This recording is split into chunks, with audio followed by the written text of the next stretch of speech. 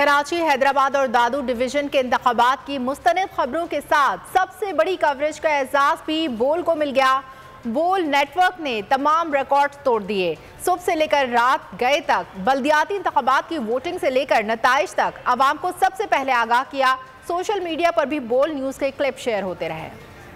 बल्दियाती इंतखाबात की कवरेज, बोल फिर बाजी ले गया। शहरी सिंध के अवाम को दीवार से लगाया जाता। 90,000 पे मेरे सियासी मुखालफन के 3 यूसी चेयरमैन होगा, मेरा 1 यूसी चेयरमैन होगा। तो 1 मैन 1 वोट जो आइन और कानून कहता है उसकी धज्जियां बिखेरी जा रही है। टर्नआउट अगर कम है तो इन साजिशों की वजह से कम है। MQM ने कराची हैदराबाद के लोगों का जमहूरी हक मारने के लिए आखिरी लम्हे तक साजिश की।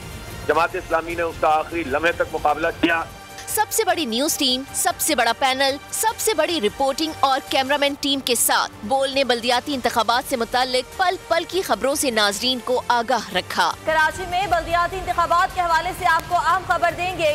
इलेक्शन कमीशन की गफलत या लापरवाही, शहर के मुख्तलिफ इलाकों में ताहाल पोलिंग शुरू नहीं हो सकी। बोल की टीम ने वोटिंग से कबल ही महाज संभाला, मुस्तनद और बर वक्त रिपोर्टिंग की।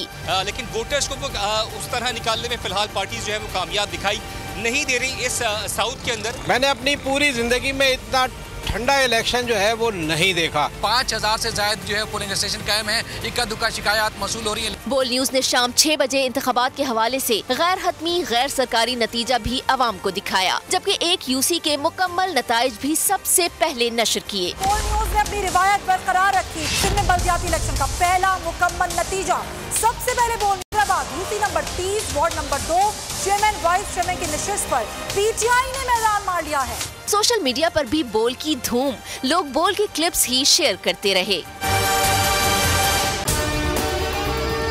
और अगर आपको हमारी ये वीडियो पसंद आई है तो लाइक पर क्लिक कीजिए।